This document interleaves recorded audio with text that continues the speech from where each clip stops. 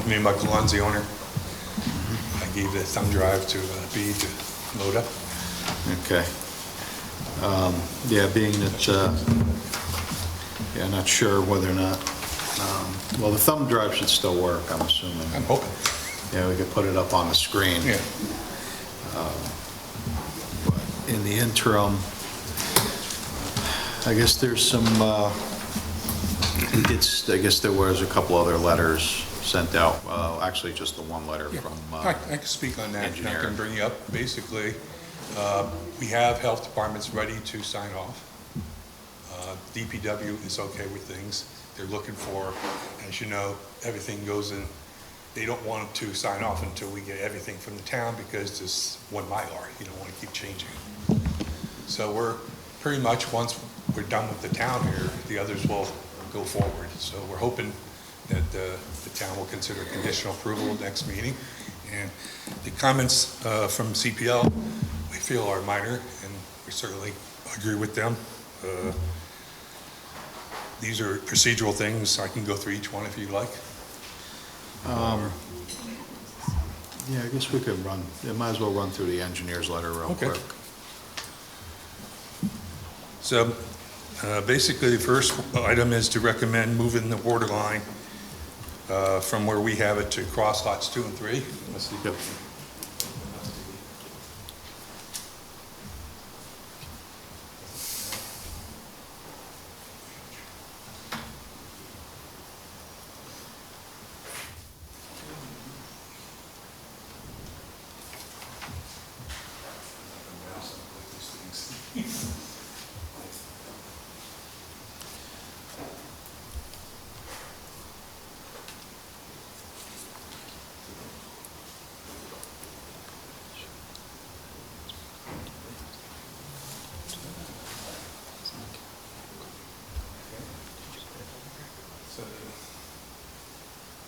So the water service right now is running along Myers Corners in front of the lots.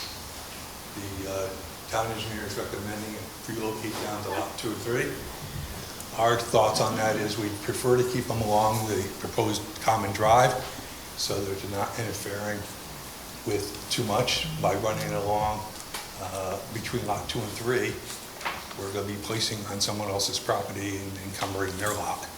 And we prefer to keep it in the front of those lots where there's less intrusion on someone's lawn. But we defer to the planning board on that. It's basically... Did you get any feedback from the county regarding that? We're fine. They said they're okay with it? And Yeah, we're fine. The county health department and the town water department have found it to be okay. So there's no, so they have, No. and the water main is on which side of Myers? So It's on the other side. We're going to have to... It's on the opposite side. And we're crossing under. Okay. That's why we're then running down in front of the lots on the south side. Okay. So, the 5-acre waiver is something we do as part of the NOI. We agree we're going to be filing that with the NOI. Second, we hope that can be a condition because we don't want to provide the final NOI until everything's done. Right, yeah. So, it's a sewage disposal. We're at the health department. They've given us our blessing pretty much verbally. Just waiting for that we're going to have conditional approval and there's no more things added to the map. Okay. Because as a Mylar, once they sign it, nothing else can go on that map. Right, correct. So, so we're done there. County Health, so we can get you a letter from them to show that. I mean, that's a condition. Obviously, you're not going to stamp the Mylar unless we have. The procedure is you give us our conditional approval, we meet the conditions, we go to the health department, they stamp the map, come over, and you won't sign it unless that stamp's on the map. Okay. County Highway Department, we sent them their last set of revisions. They've also sent you a letter back in preliminary saying the project's fine. They're now reviewing it for the permit, which is Right, more for the construction. driveways. But we'll get another letter for you as a condition. Okay. Obviously, because the drawings changed slightly since they reviewed them based on the health department review. So they're looking at that. And they had a few comments, which we've complied with. So we feel we're done with that. All we need to do is get you that letter based on the latest set of maps, which based on this letter here is pretty much where we're at. Okay. the proposed design. Highway superintendent has accepted it. I believe you got a letter from them. Site grading easements prior to approval, we submitted them to our attorneys, submitted them to the town attorney for review. So we're in the process of getting that approved. Back to the road, you're going to be submitting a bond estimate Yes, at some, okay. yes, that's what I would be doing the next step, and that would be part of our conditions, I would hope, because we want to do that at the end so that we don't keep changing the bond estimate, obviously. Okay. 7 is easement for the wetland, for the bio retention pond.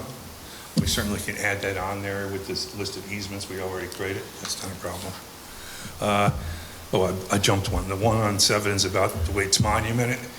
The applicant is recommending to use monuments instead of boulders. I think we've had that on the plans from before, so that's probably something of discussion tonight.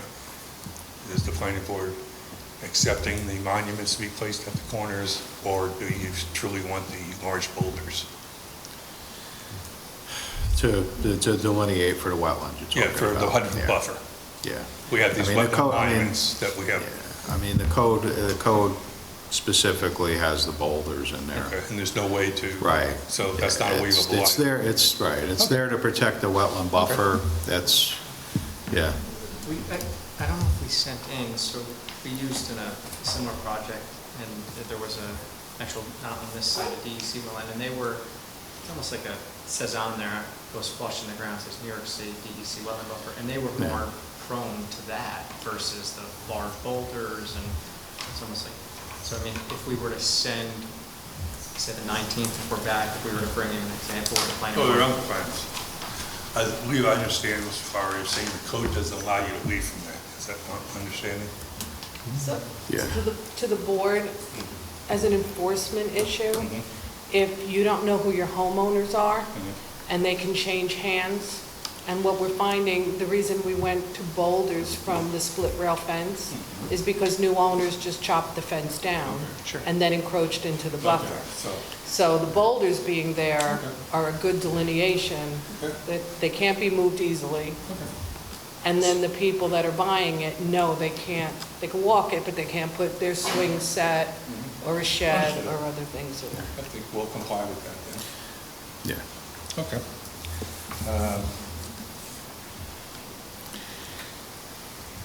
The mass grading will be incorporated into the bond, yes, of course, yes. Stormwater Drainage District is being, in the process of being formed. Our attorney is discussing with the town attorney, and the process is moving forward, from what I understand. The water systems has been before the town water system operator. He's agreed if everything, we're in the final, we'll obviously get them to tell you in a letter form or whatever you need. Yeah, some kind of correspondence Yeah. from KMO would be Yes. nice. Yeah, we plan on getting that. Okay. We've been working through emails, but I know you want something more formal. The pools is simply moved, can be moved to be within the buffer. I was on, and it's just an oversight when we put them on there. At the last minute, we put them on one sheet. I didn't see it's a moving the pool into the, away from the setbacks is simple. You just make it, I did it just in 2 make it minutes already. conform. Yeah. Yeah, it's nothing. Appears that the provided just, the pools, again, by moving them inside, they stay within their roads, area disturbance as well. Okay. So those 2 items go away. It's just, that's on me being too quick and putting a pool down. Include, the septic tank locations, this is all part of health department. They've already reviewed the Johns, and there's no issues. They didn't cite any separation No. issues with the rain gardens? Okay. There are a few, there are some separation issues, as you pointed out, but we got waivers for them based on medication we proposed. Okay.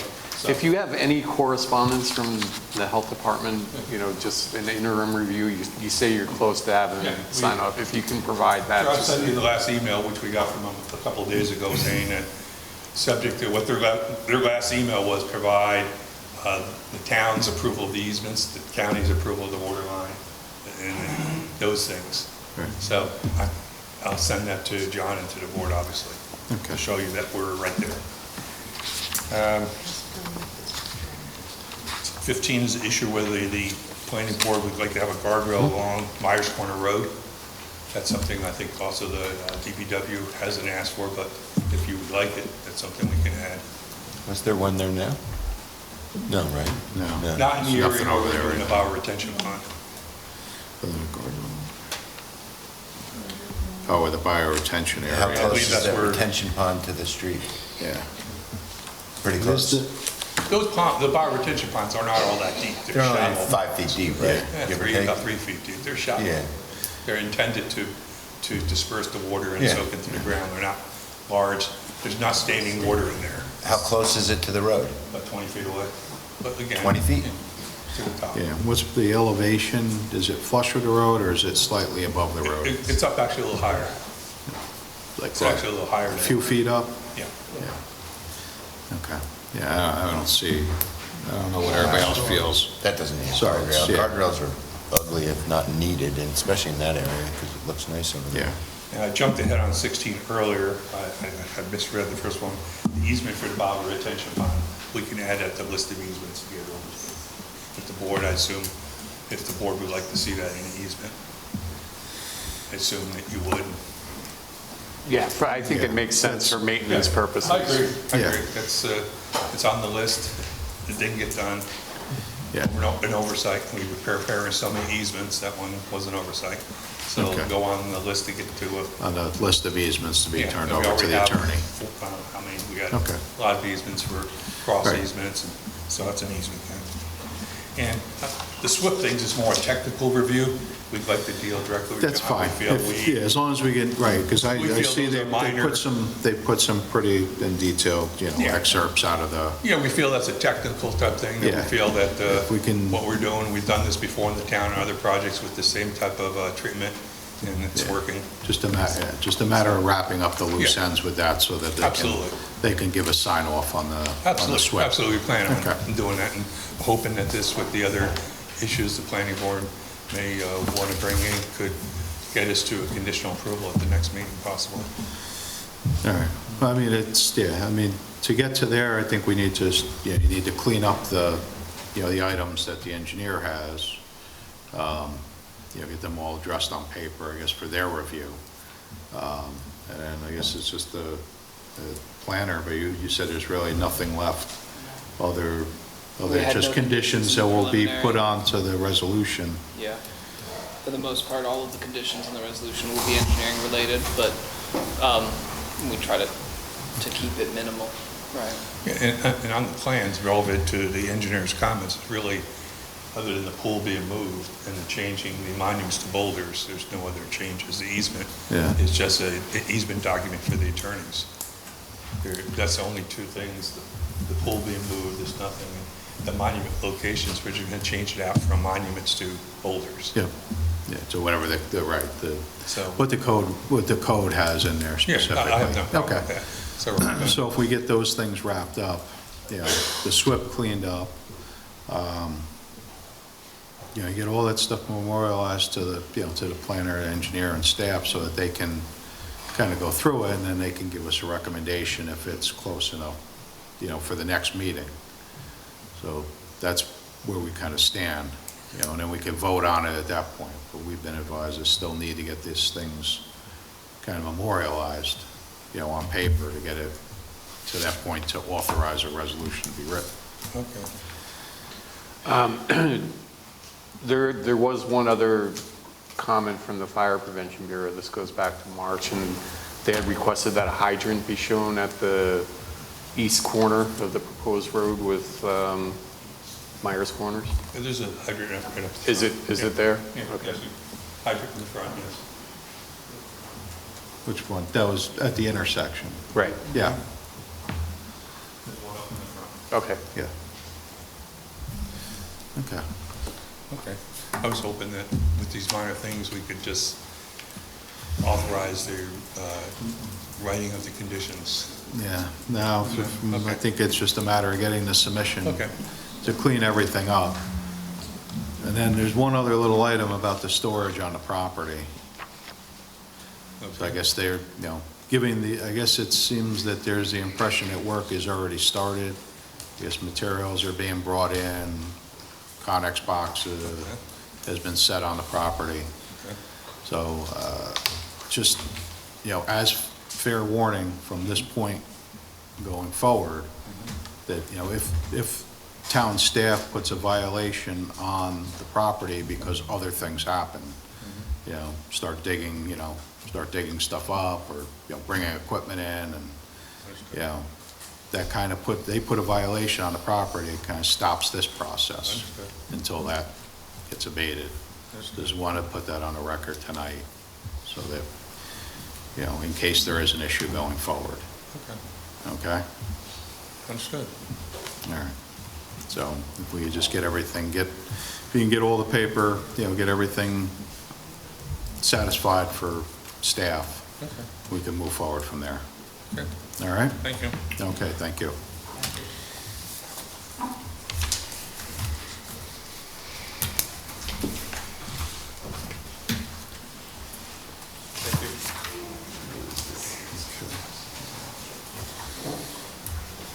All right.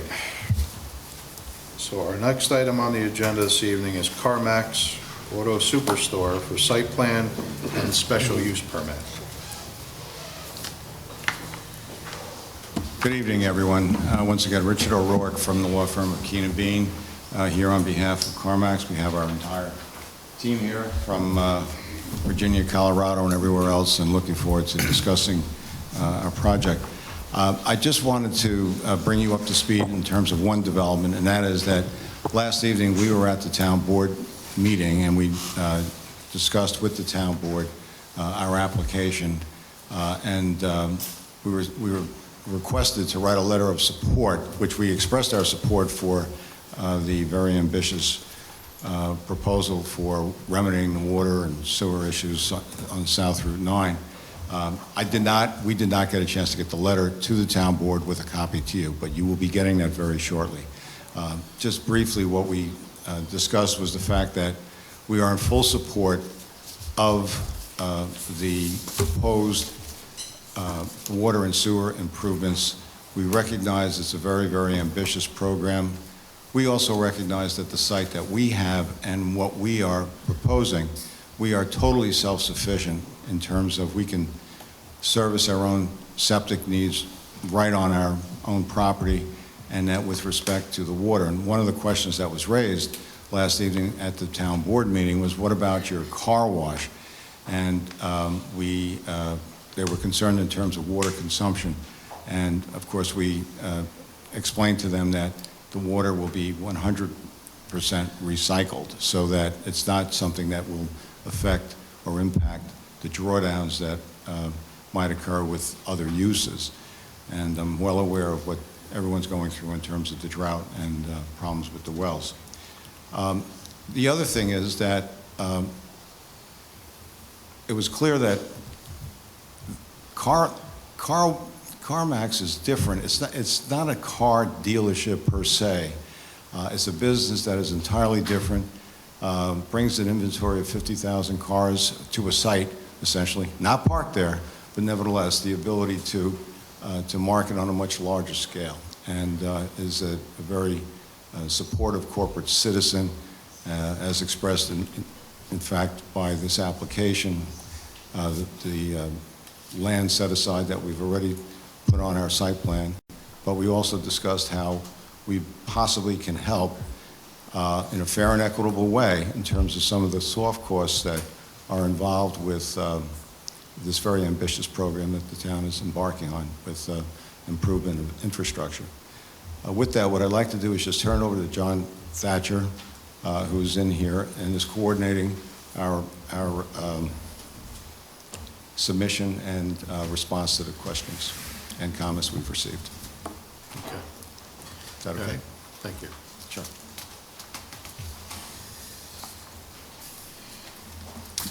Good evening. My name is John Thatcher. I'm with CenterPoint Integrated Solutions. We are a development consultant for CarMax. It's nice to see you all again. Thank you for having us here tonight. I'd like to take a moment to review the site plan and discuss some of the modifications we've made at the board's request, as well as address some of the comments we've very recently received in the consultant's letters. Move this a little bit so I can refer to it as I'm speaking. Per the discussions at our last meeting, on an overall site layout basis, we made a few significant changes based on the direction we received at that meeting. One of the primary changes to the site plan was that the access was revised. If you'll remember, to the last meeting, we had a site plan that showed 3 separate access points out onto Smithtown Road. We have reduced that. We've removed one of those drives directly to Smithtown Road, and so now we just have the 2 drives remaining.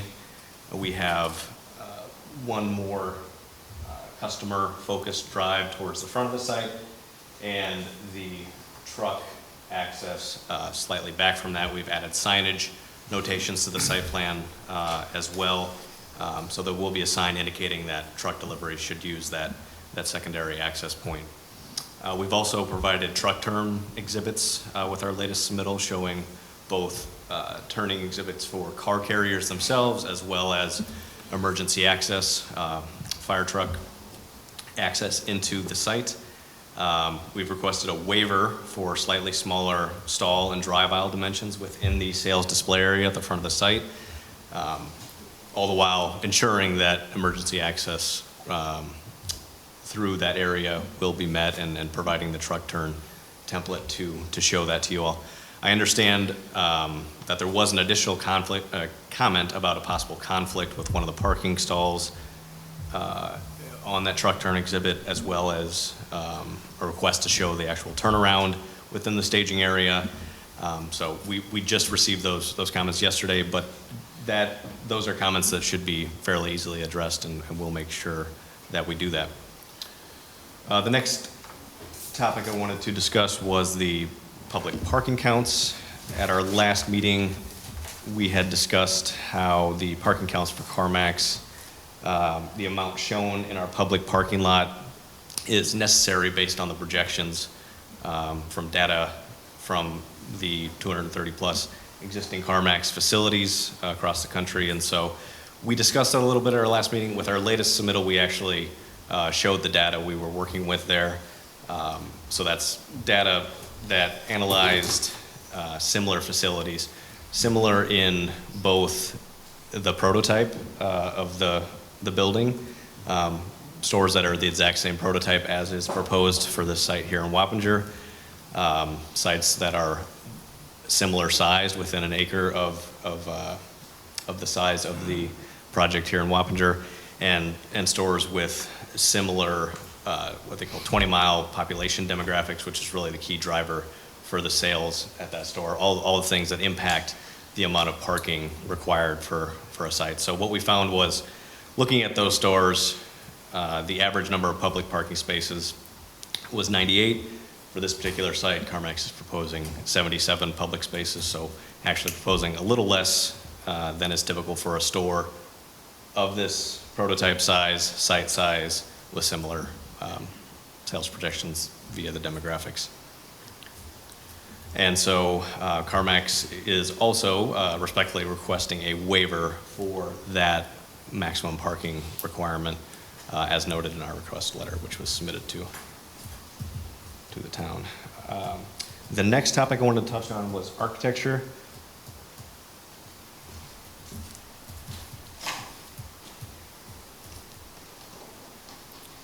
And I have some updated building elevations here. If you'll remember back to our last meeting, we discussed the architecture, looked at photos from similar existing facilities, and the discussion focused on what was seen as a large blank wall on this portion of the building here, which is kind of the sales component of the building. The bay doors face towards what they call the staging area, their back of house area that's screened from public view with a 6-foot tall wall. You don't see it from the public side, but on the public facing side, I think there was some concern about a long expanse of uninterrupted brick wall. And so we've done our best to address that issue. We have added glazing to that wall.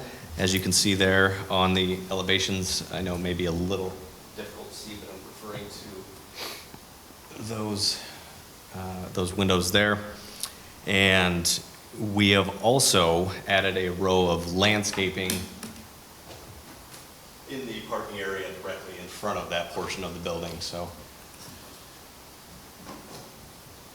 The stretch of building we're referring to is right here, so kind of head in at the end of those parking stalls. We're going to break that long interrupted expanse of block wall with glazing and landscaping in front of it to help soften it from the Smithtown Road How side. wide is that strip there between the parking? I believe it's 5 feet.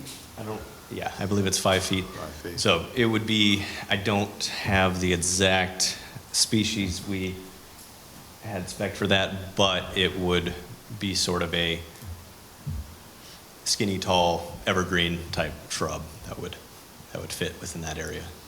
Okay. And I can provide more detail on that if needed. I'll refer to the landscape plan. Signage, one of the comments we received last meeting was that there was a secondary building sign shown on that same portion of the building I was just referring to. We have removed that sign from the elevation. There was a comment about the service sign on that northwestern Over the elevation, door, yeah.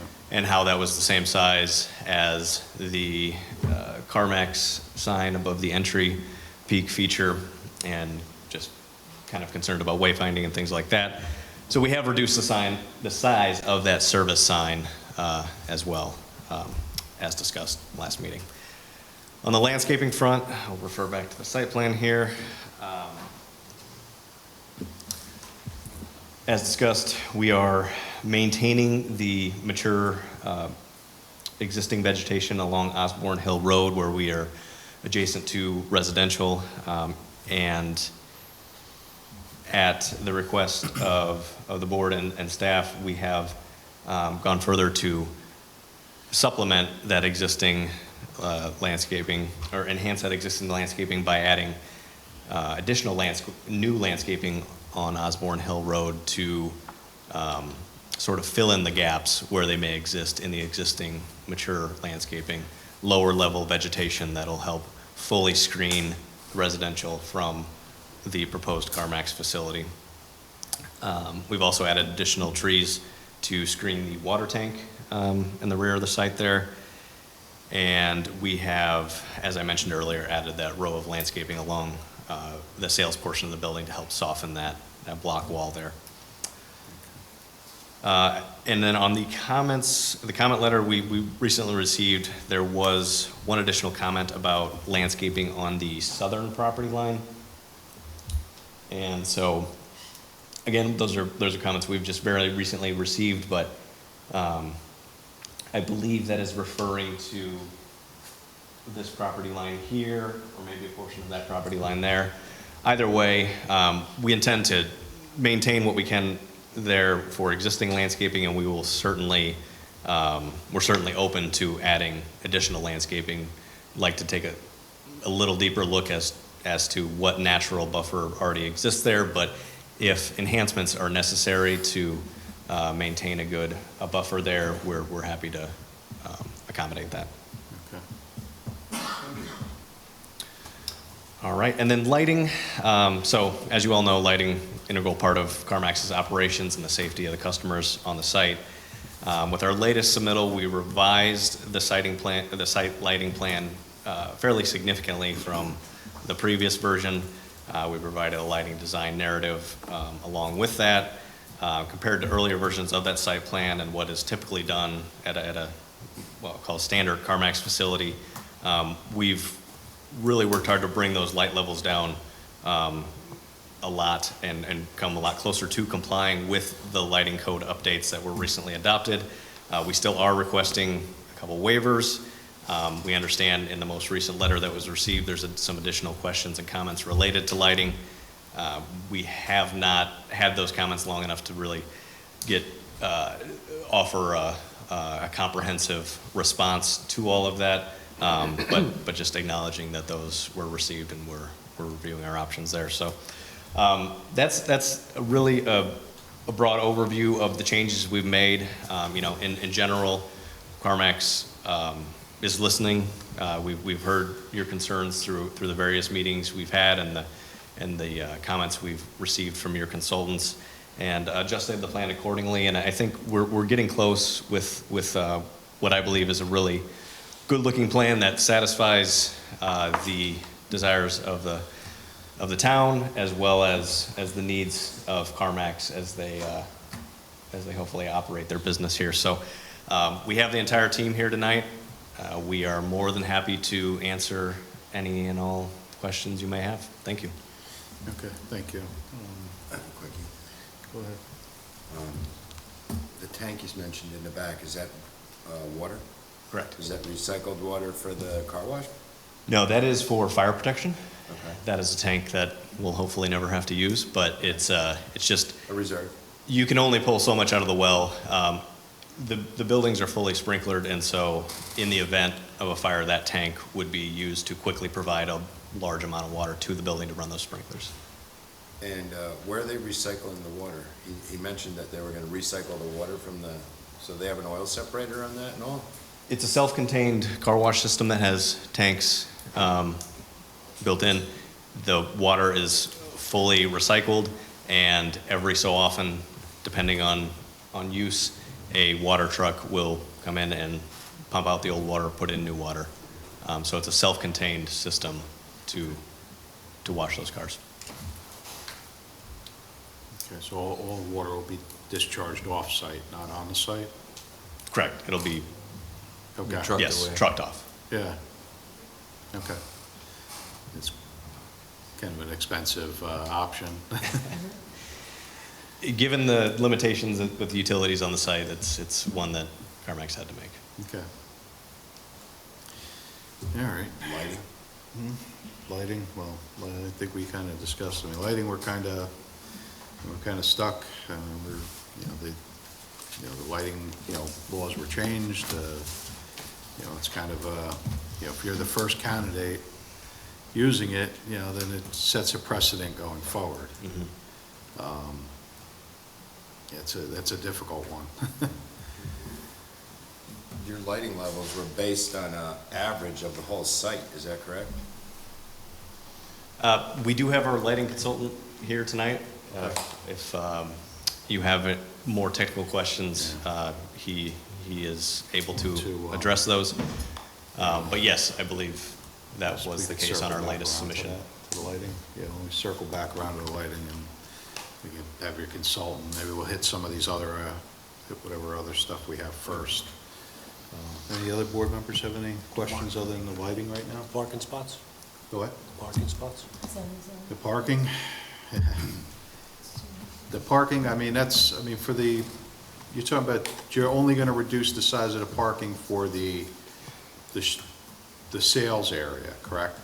That's not gonna affect the Correct. customer Yes. parking? So you're still gonna use a standard parking space for all the customer, and public parking? Or Yes, employee parking? absolutely, yes. Yeah, okay. So it's just everything within the sales area would be much tighter. And then the aisle widths, and I have to leave the aisle widths, I think we're gonna have to wait for the Fire Prevention Bureau to meet. They're meeting next week. So they review the fire access to the site. So obviously, they're gonna look at the new access now, because now if they're gonna come through the customer lot, then go into the sales lot if they have to get around the building. Understood. That would need to be, that's gonna need to be addressed, so I don't wanna speak for them at this point. I think that they're gonna have they'll probably have some comments regarding that. Because, again, it's without, making sure that there's adequate, an adequate aisle to get down in front of the building, and then able to get around the side, and also adequately, turn around. And then, again, I know they don't like backing up if they don't have to. Sure, yeah. Or, they rather just have a forward motion, be able to swing around and go right back out. Yeah, understood, and we'll have to take a look at that. Obviously, we want to make sure the site is safe and Yep. able to be adequately protected by fire. Yeah. Would they also address the size of that tank in the back, seeing there's no city water there or nothing, that's enough for what they would need? Yeah, I mean, it would have to, yeah, I mean, you're just basically proposing that just for the sprinklers only, correct? That's just, there's no hydrants on site. There's no fire Yes. hydrants that are being proposed on site, correct? Correct, yes, I believe that's the case. Mike? Yeah, okay. There's- So, Was that tank calculated out for fire suppression, or was that just, it was originally used at Plant Depot to, no, they're Water- gonna water put it, if plants. they put a new tank, it's gonna be a new tank? yeah, the fire inspector is gonna make them size it according to what their needs are. Yeah, So- it'll be a new tank, It'll be new. and we Yeah. have a fire protection consultant that has advised us. The final design for that tank has not been completed at this point, but Right. we have this is something we've done on other sites Mm-hmm. across the country. We have one just recently constructed in New Jersey, and so the final design is not set just yet, but that will be obviously something that is designed by a fire protection consultant and signed off on, and submitted to and signed off by the fire department. Right. So, yeah, the fire inspector, the building department will sign off on that at the end of the day. Okay, so there's no proposed hydrants. Does your car inventory ever exceed the sales lot? And if so, what happens with those? No, it does not. It does not? The sales lot shown here and wrapping around the side of the site, that is a secured area where CarMax stores their inventory for sale. It is surrounded by a low highway guardrail. It has a fence, or excuse me, a gate for access in and out. Every car has a designated space. They have rows and numbers for each space, so A27, B24. And so the cars in that area are all within a designated space, and that area is only for the display of inventory. The public is not allowed to operate vehicles in there. You can't drive in there and check out vehicles. It's really a pedestrian area for. But your customers. inventory never exceeds that capacity? No, the cars for sale that are actually for sale will be in that area and only in that area and one per space. They're not in the public parking lot for customers to view the inventory there. No. Yes. Sure.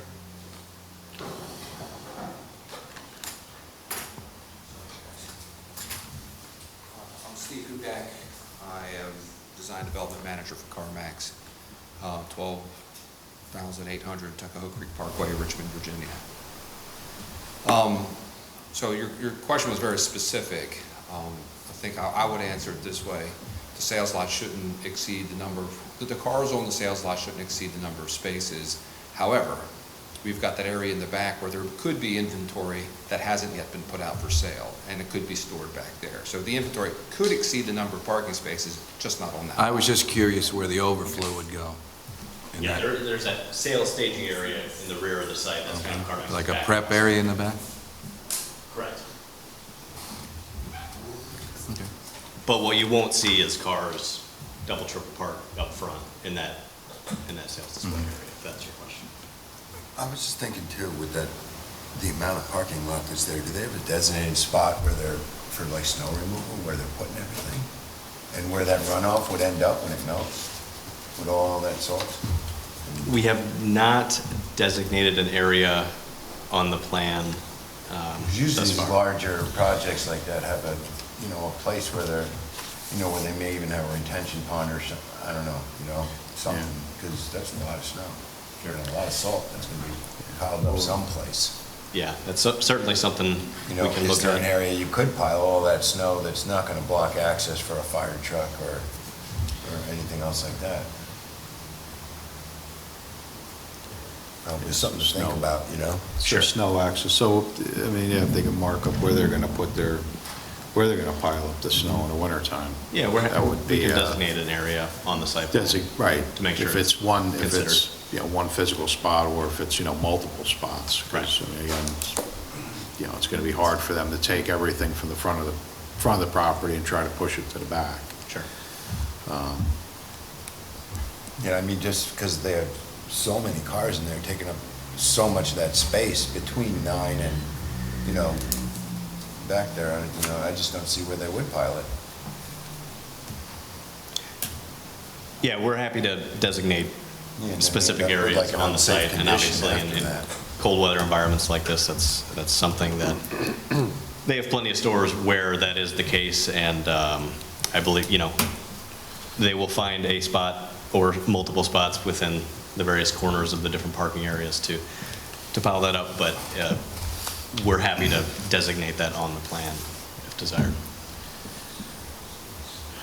Okay. Anything else on this portion of it?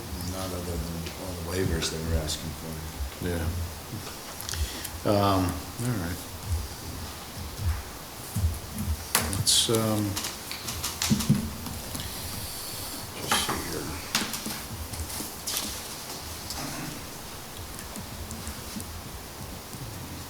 The engineer's letter is pretty straightforward. Yeah, they're all carryover comments. We didn't From the get previous, responses to yeah. these. Biggest thing we're waiting for at this point is the stormwater pollution prevention plan, which will address some of your concerns, Marcos. Okay. Okay, then we have the, you know, the planner's comments, which I think we touched on a couple of them already. Yes. Site layout. The parking, I guess, which you're looking to get a waiver on the 77 spaces for the front. That's correct. I said we have a lot on the lighting. The landscape you touched on, which is good, and I guess the EAF, I guess that has to be updated. You just have to, The environmental? Did At you- some point, they will have correspondence with the DEC, and they will corroborate what we're all sure of, which is that there is not likely any habitat for the Blandings turtle Turtles, on the yeah. site, and that they're not proposing any tree clearing, they're planting trees, and they're not cutting any down, so there won't be any impact to the Indiana bat. But Okay. at some point, I'd like to see an email from the DEC saying, yes, we agree. okay. It's not a pressing issue, though. All right, okay, so it's not a, all right. So that kind of loops us back around to the lighting issue, which I think is a little more involved.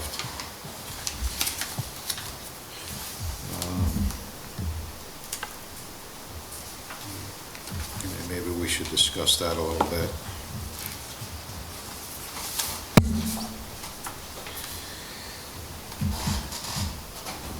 So, I mean, you'd be looking for, obviously, for the height of the poles, That's correct. the color temperature, and then the average foot candle is more or less the issue that was just brought up recently, because we're averaging the entire site, that kind of lowers the number, and some of those front areas, you know, do have some high numbers. They do have numbers that exceed the 5 foot candles that the code allows.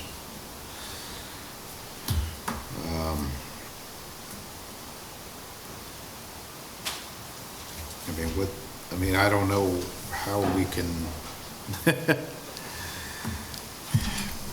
it's kind of a difficult situation. You know, I get the need for it, I mean, but it's, you know, the more light you put out there, the brighter it is. And with the LEDs, it's very tough. That's why they keep the color temperatures, you know, down. It's not, you know, blinding, you know, to people driving up and down Route 9. It's not standing out. And we certainly aren't looking to do that on this site. We CarMax's primary focus is not to have an attention-grabbing amount of light so that, obviously, you know, Right. they have stores where maybe that is the case.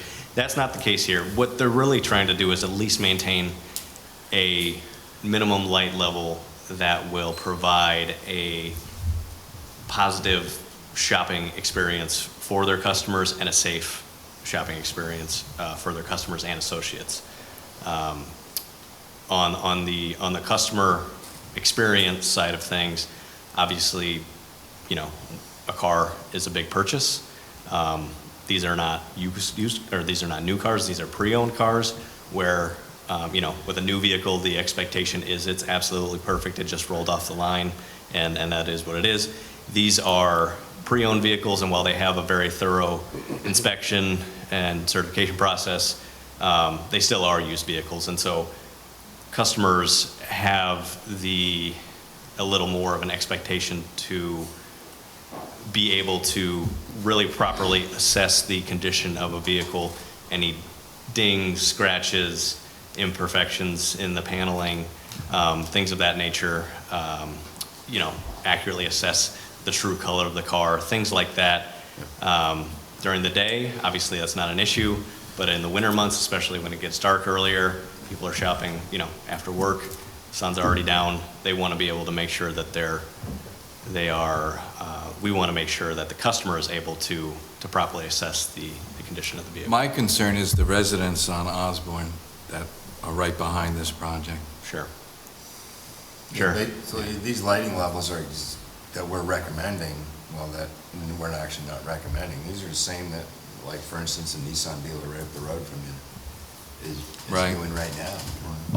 And that's in their used car and new car lots. It's the same lighting levels. Did they developed under the new plan? Under the new plan? The Nissan dealers? Plus you have, you know, to the northeast, you do have, you know, a bunch of houses that have direct sight right to the front, to the sales lot. So whatever excess light that's, you know, not even that it's leaving the site, it's just that the site being so bright, I mean, if they, you know, they're getting that excess light in their living room. That's, I understand the concern, definitely. You know, we obviously want to be good neighbors. We want to be sensitive to that. Yeah. I think your code specifies a 0-foot candle at the property line leaving the cutoff. property, right. Yeah, and given the amount of buffer space in the rear, we've tried to push everything as far forward as we can. And so there is a good amount of green space on the back side of the site nearest those residential. And so we'll have no problem getting to the 0-foot candle at the property line, especially on the back side. Well, yeah, So- you addressed it with, you know, with adding more, you know, more greenery in the back of the property, so those neighbors, right, so those neighbors will be, Yes, so there's that, there's the existing Right. mature landscaping, which, you know, along Osborne Hill Road there are some very tall pine trees that'll provide year-round screening, and we're proposing to, you know, fill in the gaps and provide lower level screening as well. So ideally, they're not seeing much of the site at all. And even if they weren't there, we would still meet that 0-foot candle at the property line requirement. And just jumping back to a point I was making earlier, you know, the customer experience side is one thing. There's also the security aspect. You know, CarMax has a pretty advanced security system. They have cameras throughout the site. It's all monitored by their home office in Virginia, you know, real-time monitored by folks there in the office. But those cameras require, you know, a certain minimum light level in order to be able to operate correctly and detect motion and things like that. So that's a component of it. You know, after hours, maybe the store is closed, just with associates still on the site, that obviously, you know, we don't want it too lit up, but enough that people feel secure and that anyone that is looking to cause trouble might not think they could get away with it because it's so dim. So there's a few different components to think of there. You know, not only within the sales display area and the staging area where the actual inventory is sold, are stored or put out for display, but also in the customer employee area, with vehicle loading and unloading of car carriers, people bringing their car in and leaving it, putting the keys in the drop box for service the next day, things like that, where, all different areas of the site have certain aspects of the operations where safety is really important. There's no way you can make it work based on our code? Really, we don't want to waste your time, because, I can't speak for everybody, but I don't really think we're willing to bend on the lighting code. Right. That's been a big. I don't like the precedent it sets. It is what it is. Code is what it yeah. is. Your lighting plan doesn't comply with our code, and our code is what it is. And we have to keep it uniform, otherwise we have to change it for every time Dick and Harry that walk in. And we can't do And that. your system that monitors this from Virginia, lighting is not an issue. Today's digital cameras have infrared built in, and they irrespective of lighting, so I'm not Yeah, my Ring camera on the back of really my house interested in sees in the that part dark. of what you said earlier. I don't know why yours wouldn't. 2,700 to 3,000 color temperature is what we have. All of us have Ring cameras, they We see. can't go against Yeah. town code. Like I said, we just don't want to waste your time. Right, and we don't want, We appreciate everything you're saying, and we understand it. I think I wasn't at the last meeting, but I think the way the code is written is, you've got a provision in it that talks about secure areas of the site and the ability to make adjustments in what's approved in those secure areas. So I think our argument has always been, our whole site is a secure area. Well, We understand what the code says, and we understand what the letter says. We haven't fully digested it, so I don't know that we can progress this topic any further tonight. I we think we just consider need to- secure areas a building entrance or exit where, someone would need that for safety and security walking in and out of the building, not the whole site. Okay. ATM. ATM, something like that. Key drop boxes, the cameras where our inventory lot comes out into our customer area. We've got these areas where if somebody's gonna drive a car off that lot, we wanna see them. Same with the drop boxes. Same with, to get a catalytic converter off a car, takes 30 seconds. We wanna be able to see those types of things. So, that's why. But even we at do some that. of the levels we're talking about, 5-foot candles, you're gonna be able to see. You're still gonna be able to see what's around you and, and quite a distance too. Yeah, I understand, and it sounds like a lot of it's just, it's more for the, it's more for the sales presentation of it, is where the issue comes in. Because, there's areas, it's not like, I think most of the front of the property is gonna have, you're looking to have higher intensity lighting. Right. So. So somebody had asked the question, can we comply? I don't know the answer to that yet until we dig down and look at it. The procedure we're going to have to go through is loss prevention's going to look at it, and they're going to, so even though we may not agree on what secure is, we have an internal team that's going to look at that, and it may or may not work for us. So, that's. Our problem is precedent too, because if we tell you, we can toss the code out the window at that point, I understand, and that's why we brought who we thought was the best lighting consultant we could find to come and have this conversation and educate everybody and talk about, the industry standards. We're hoping that would help advance the conversation. But again, let us regroup and come back with a response to those topics. That's all I can offer today. Okay. Yeah, and just to expand on that a little bit, our reading of the standards of the code on a few topics appeared to be a little different than what was intended, and so, we thought we were more in compliance maybe than it appears we are with your all interpretation of that. So, having just received those comments back, like Steve said, we'll just need to reassess that situation a little further, and we'll come to hopefully be able to come to a resolution that works for all.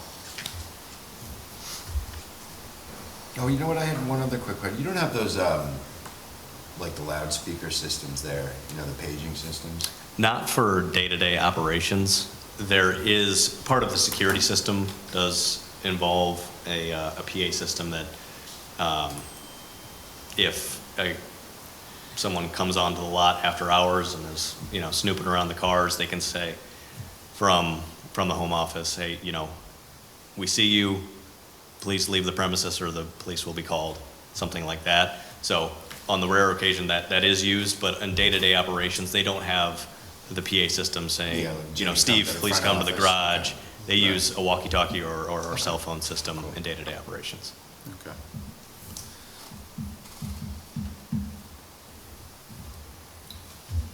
Did we ever discuss delivery times, where the trucks would be coming in and out? The last time we I thought we did. Yeah, because I believe it was just during operating hours. During operating hours, correct? I believe we did discuss that, yes, and that is the goal, is to have, that's the instruction that's given to all drivers. Obviously, things happen, you can't, if somebody gets caught in traffic or whatever, but the majority, the intent is to have those deliveries happen during business hours because an associate should be there to accept the vehicles, so, yes. And that delivery truck will pull right into the site, right? Correct. Yeah, that's one thing we changed a submission or two ago was we always have a designated loading space on all CarMax sites. We added a second to this site, so there's 2 designated loading spaces side by side right here.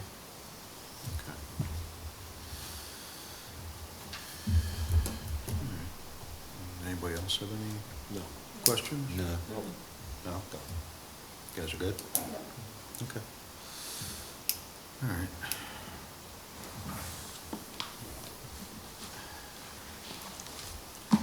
Oh, one, before, the architecture, back to that, because I know we did look at it, so the architecture, everybody's fine with the windows? Yeah, I like the and, change they made, yeah. Okay, so Yeah, what nothing- is glazing exactly? Is that like those, It's just those glass? It's those blocks? probably, just correct me if I'm wrong, but it's gonna be just a metal, aluminum frame with basically a black glass window in it. Yes, correct. Yeah. Yeah, that's cool. That looked way better. Yeah, okay. Everybody's good with the Yeah. top, no roof line stuff? Don't Yeah, wanna do no, that anything breaks with that? pretty good. Okay. The only thing we didn't discuss in additional detail was the parking count. The parking count. Yeah, the waiver for the 77 spaces. We touched on it, we didn't come back to it. I know that we had discussed it Yeah. in the premium. So, yeah. But we have so- similar concerns with precedent. Wasn't that the code is what the code is, back to it? Yeah, You know, unless you guys. It's not a make it or break it for their business with that, so. Yeah, I mean, I don't know how you feel with the parking lot in the front. If they exceed the number of parking spaces allowed. And is that a big deal, or, By how much? well, I think, Going was it? from 30 to 77? Yeah, so they're more than doubling the, That's a lot. That's Yeah. quite a waiver. So, My concern is every other right. car Yeah. dealership along Route 9. Yeah, That's the problem. that's a lot. yeah, it was 5, what do we want?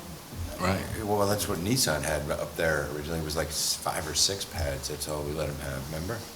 Originally, they had the pads out there? Yeah, that was going back, yes. Yeah, but still, I mean, going from something like that to 70's a. Right. If I may address that issue, and I alluded to it at the very beginning. CarMax is not your typical car dealership, and obviously they have the benefit of the experience of sites nationwide serving the same demographic population. Their inventory is 50,000 cars, and so what happens is that someone may come in and look at a car and say, listen, I like that car, but I want to know if you have it in blue.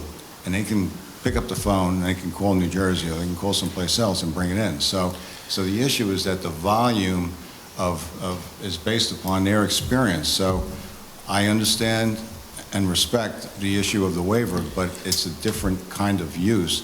Steve Hudak can expand upon it in terms of the differences and distinctions with this. It's a different kind of use, and their experience has been that they need that kind of parking to accommodate their use, which is different from the traditional use. So that's the compelling reason why we're asking. It's not, the last thing in the world they want to do is spend money on impervious surface and more expense. So I just think that that distinction. Right, and I think everybody's concern is that it becomes additional inventory parking. Right. I think that's where it comes in, is it's, now we're gonna fill up the lot with inventory, Or, as opposed to. or if CarMax doesn't do that, but the car dealership down the road who comes in and says, I also want 70 employee and customer spaces, Right. and they'll do that. Yeah. Well, the distinction is that, as was explained, the area where the inventory is parked, that is a secured, fenced-in area accessed only by employees of CarMax. The public doesn't go in there. So if somebody else wants to change their business model, whether it's Pontiac, what am I talking about, Pontiac? Or Saab, I mean, forget about it. I'm aging myself here. But nevertheless, the issue is that it's a different kind of use, and that's the distinction. Steve can speak to that. I think in our last submission, the goal was to compare this site to other CarMaxes that are substantially similar, mainly in trade area size. So if you look across the country at this type of demographic population, we're at, would you say we have 98? Okay, so on that 98, we have a range, we can go beneath it, but we're at that bottom range. So if 30 is the number, and granted, we want to leave here with an approval. If 30 is the number that this board insists on, we got to take that back and make a decision whether we're going to proceed. But if we proceed with 30 spaces, we know that we're not going to have enough parking spaces for our customer count. And I really think it's a benefit to the city to accommodate our site with the way we know we're going to operate, as opposed to burden the jurisdiction with overflow that we don't. Because the first thing we're going to do is Roberta's going to be calling us and say, hey, you got a problem out there. There's people circling the block because they can't get into your lot. So I don't know what to do about it. I think there's the ability to provide a waiver, and we were hoping that the documentation that we provided supports the need. It's like Rick said, it's not an arbitrary request. I mean, it's a known So, need. I mean, out of all the nearby sites, I mean, I know there's, we've been through this with, I think you have one up in the Albany area, is that correct? Yeah, one in Albany. And then the next closest one, I think, is... Wayne, New Jersey, probably, just due Is it south Wayne, of New here. Jersey? Yeah, that one's our newest. It's probably only been open a month or two. Yeah. Yeah. Okay. I don't know, was it on our list of comparables?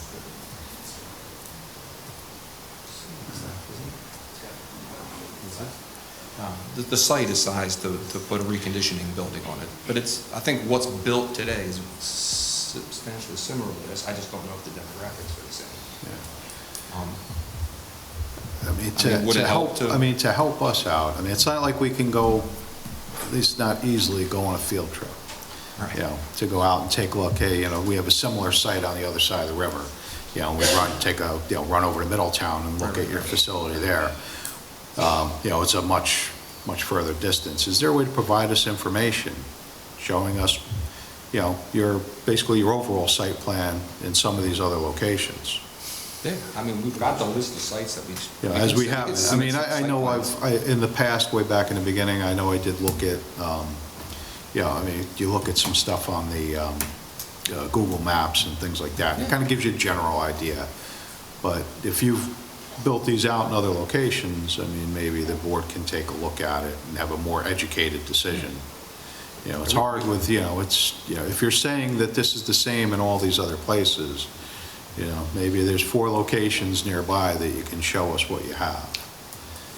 We can provide something. Those 30 spots were employees and customers? Employees and customers, right. How many spots do you have for your cars, for the inventory? What if they set We'll get aside a that small for you. part somewhere else for their employees, and then they could have more space in that 30 for their customers? Right, well, I think they're looking to combine them together, Yeah. and I do believe you did give us the basic employee count in the narrative. Yeah, It should be in there, It's the between, parking calculations. right, it's all in there for Yeah, because what the they're parking proposing. calculations are based on, I think it's 10 for customers and 2 for every 3 employees or something like that. But they have an employee count in their parking calculations on the plans. My thing is typically, if we grant a waiver, something's kind of in the ballpark. Yeah. Yes, well, I agree, but that's, again, that's why, I'm saying is we need more information. Again, And the request is- I agree with you, that doubling, more than doubling the number is a tough waiver to grant. I agree. And once Right. again, you go back to precedent. Right, exactly. So it's a matter of, It's a tough spot. right. We understand, I'm a former Right. chairman of the zoning board of appeals, so I know exactly what you're talking about in terms of, is it a substantial variance, is it a substantial waiver? Our burden, we thought we met it by showing the similar sites, similar demographics. Obviously, you need more information. We have to justify why we're doing this, and I think what we can do, perhaps we can do, and we'll caucus, we'll try to, maybe it's a videotape of some of these other sites. Maybe what it is, we have to do a better job showing you how we are different from other car dealerships and why that use is there because of the nature of our business, which is different from what your business model and the traditional business model is. And maybe that's, Because it's- right. Yeah, for us, we got to give you the support to understand how and why we are entitled to this. We gave you some information, sounds like you want more. We'll have to caucus and do that. What I might suggest, look, we just got the comments on the lighting. Our position is that we're going to respond in writing very, very comprehensively. You've met our lighting consultant, and we'll address those issues. And perhaps with respect to this request for the waiver, I sense the importance of it to you, the precedential concerns that you have. We'll have to address it, and we will. Okay. All right. We're not going to convince you tonight, I can tell you that. So, I don't think so. But, so obviously, we've got those, we understand that those are the 2, shall we say, of most significance. Other than those 2, apart from those, are there other issues that rise to that level? I mean, we took a look at the engineering review letter. I think most of those comments can be addressed as conditions of approval. Obviously, the lighting is a big issue. We're down, it looks like we're down to those 2, the lighting and the parking. Yeah, other than the other little things they had over there. I don't think anybody Turnarounds. has anything that's usually pressing, right? We have the architectural, everybody's good with now? You have a number for that inventory, that number? Oh, the inventory. Were we good with those entrances and exits that go onto Smithtown? On the Smith. Yeah, They weren't that too was- close together where, like, somebody turning in, going left, somebody turning out, going right are going to end up... I would be curious to have the highway superintendent weigh in on that as well. On that change, Our correct. concern is that Smithtown, particularly the red light, backs up, and having 2 full access entrances and exits in that proximity to each other, we were concerned about potential conflicts, and so we were looking to have one of those eliminated. You've eliminated the 3rd going in through this way.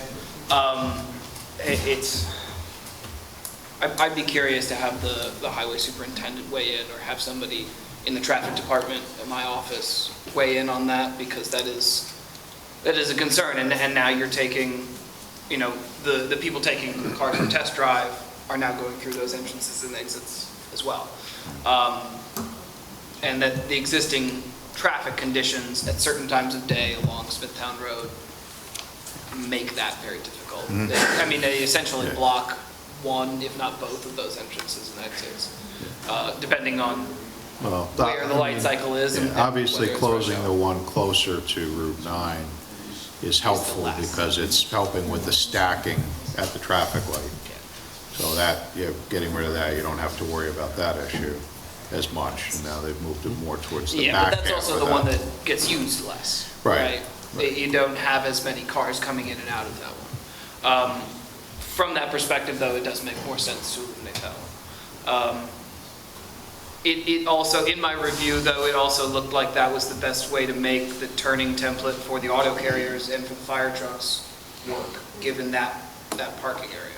So I'm torn on it. I am curious what the highway superintendent or traffic engineer would say about it.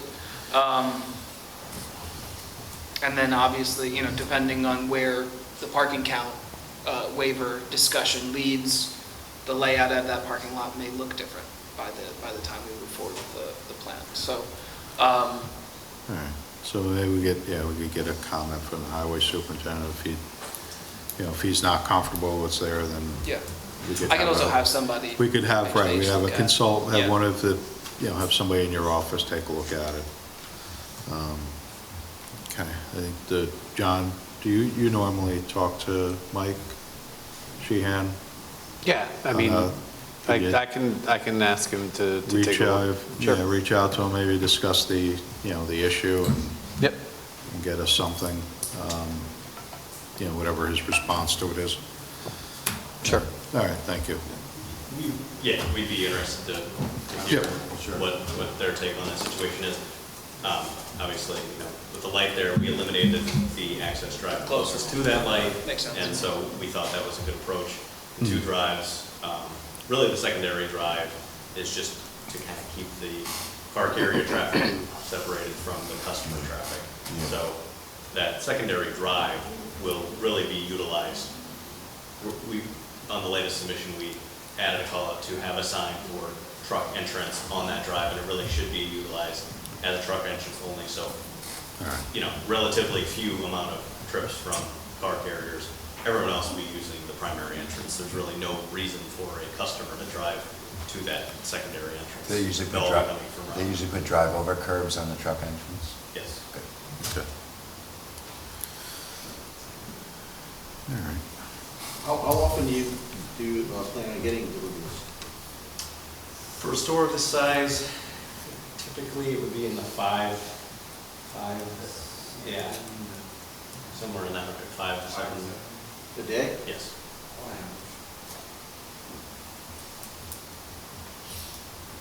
How many spots was that? How many? In the inventory. Inventory spots that you have. Oh, we had 276.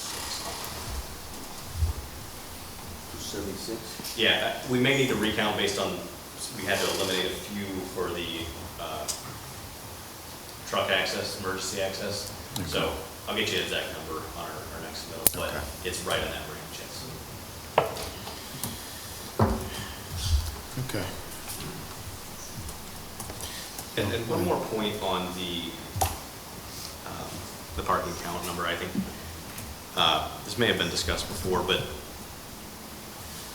Rick was talking about how CarMax is unique in a lot of ways, and kind of the way they operate is unique. A lot of dealerships intermingle their public parking and inventory, and they can do that. As you can see on the site plan, that's not the case for CarMax. The sales display area is the only place those cars, and that is its own separated, secured area. The inventory and the public parking is not commingled, and you don't know what's for sale and what's somebody's private vehicle. It's very distinct. CarMax's security team takes their loss prevention takes that job very seriously. So their inventory is only in that secured area. They would not allow that to be that public parking area to be utilized in that way. So I think that's something that is unique or different than the way a lot of dealerships operate. Regular in that auto There's dealerships. distinct areas for each Yeah. type of use and not intermingled. Again, I think, yeah, if you can get us something for some of the adjoining, you know, some of the adjacent dealerships around, you know, the CarMax dealerships around, and, you know, show us what you have at those locations, and maybe we Yeah, can. we're happy to do that. Okay. We can certainly show you all the ones that were on that list we provided to you that are of similar size to this. We're happy to show you those sections. Okay. All right, I think that would be good. So, looks like I guess we're really still down to just the two items then, for the most part, to work out. Yeah. I think the other issue, obviously, you don't want access on Route 9, you don't want it on Osborne Hill Road. And so where else are you going to have access to this property? And you're going to have the problem with any kind of commercial use beyond the self-storage U-Hauls. I don't know what else, and that's the reason why the site's been vacant for as long as it's been. So obviously that's a consideration as well. You can't put it anywhere else. Thank you very much. Okay, all right, thank you.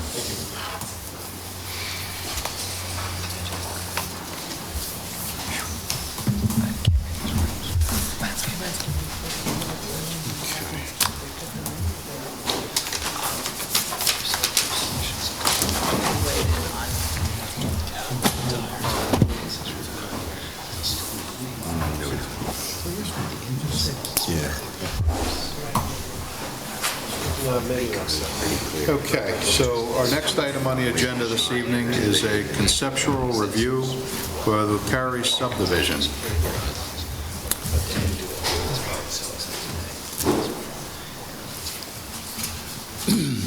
Good evening. My name is Charles May. I'm here representing the K&J Partnership. Kyle Lawrence is representing the K&J Partnership along with the application for the Licari property, which is located on 93 Middlebush Road.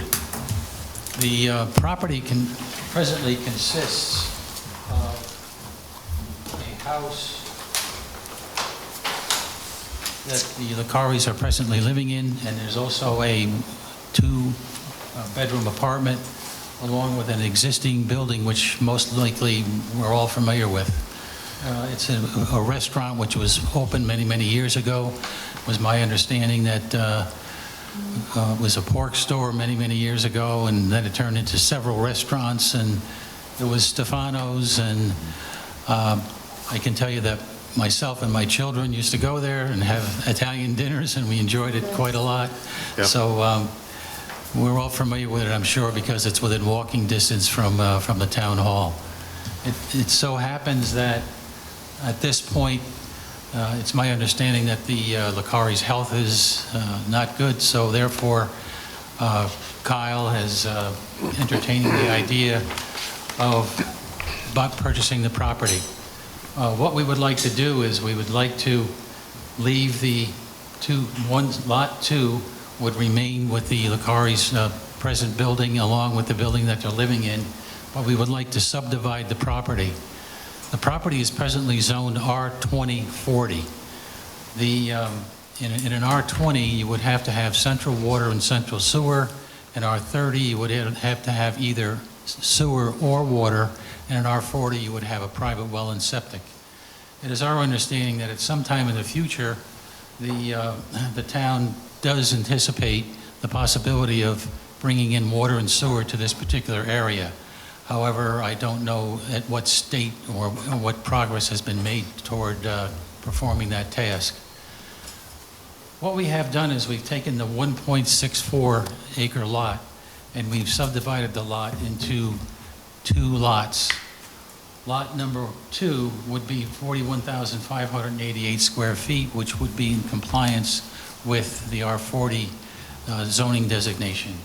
Our lot 1 would be approximately 31,000 square feet, and it would have a proposed residence which would be built by Kyle Lawrence.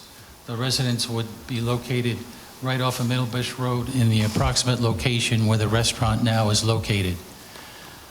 We are here this evening because one of the lots is in compliance, the other lot needs a variance. Lot number 1 requires a variance, so therefore we would like to have the planning board acknowledge the fact that it does need a variance and actually move us forward to the Zoning Board of Appeals so that we can accomplish the variance which is required to complete the actual project. Okay. Yeah, have you looked at anything, because I know there currently isn't water and sewer in that area. Is it going to work on the current proposal to put in a well and septic? We anticipate the ability to, there's an existing septic and there's an existing well on the site. We anticipate that it will work, but we would first like to have the ZBA, provide us with a variance so we can actually move forward. Okay. All right. I mean, conceptually, how does everybody feel with what's being proposed? How much of a variance would they need on lot one? That I'm not sure. I mean, we're talking about an area variance for lot one? An or is area variance. Yeah. They're shy 9,000 square feet, right? They need to be, 9,000 they're short? No. you said you're at 31 and you need to be at 40? We need to be at 40. Yeah. Well, actually, It's about 25%? Okay. Okay. All right. It's still almost 3/4 of an acre, right? 25%, if you look at the percent, they're usually, I think, I don't want to speak for zoning, but 25% would be horrible. So I mean, in terms of the basic layout with the subdivision, does everybody seem satisfied with what's being presented? I have no We issue let with it. we let the zoning board. Yeah. Yeah, so if we're okay with what the concept that they proposed to us, entertain a motion to recommend them to go to the zoning board. So moved. Second. Okay, motion made, second, all in favor? Okay. So you could move on to the ZBA, and apply for your variance at this point, and then I guess once they're satisfied, you have to make a full submission to us. exactly. For the subdivision itself. Thank you. We thank you so much for your consideration. Thank you very much. All right, you're welcome. Have a good night.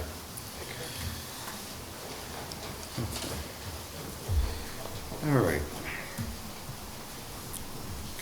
Okay, so our next item on the agenda this evening is architectural review for the Hindu Samaj addition.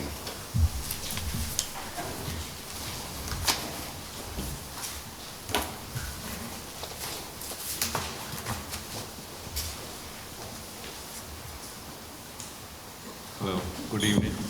My name is Ram Sajnani, and I am a trustee in charge at the temple, 3 Brown Road, Hindu Samaj. And we are looking to build additional house, a second house for our priest. We already have one, and we want to add about 900 square feet of apartment for a second priest. Okay, so it'd be for a second priest. Second priest. To reside on the property. Yes. Okay. Okay, yeah, just out of curiosity, I mean, I always see you showed us the addition. In terms of the house, it's going to basically match the existing house? Existing, yes. Okay. Yeah. Yeah, we have provided a sketch of the building, the outside, it'll be about the same. Yeah. Next to it, it'll be Yeah, they showed the symmetrical. elevations. It'll be Yeah. symmetrical to the other side, so. Okay. All right. Yeah, does anybody have any questions regarding this application? No? All right. Okay, so. No. Huh? No questions. No. So entertain a motion to approve what's been presented. I don't think there's a need for a full review on this, So moved. correct? I'll second that. It's just an architectural at this Yeah, point. yeah. So, so who's it? Marcos and Paul, okay, so, all right, so we have a motion and a second. All in favor? Aye. Any opposed? The motion carries. So you're all set to proceed with what you've proposed. Okay. Go back to the building department and For the permit? they'll, yep, Okay, go great. from there. All Thank you right? so much, I appreciate all of it. Okay. Thanks. All right, have a good evening. Take care. Okay. So, all right. So the next item we have is architectural review for Lamont Professional Building. Good evening. Good evening. The best for last. Of course. Almost. Almost, not quite. The last shall be first. Todd Lamond, 6 Rowell Lane, Wappingers Falls, New York. The address for the architectural design or the site plan is 365 Route 82.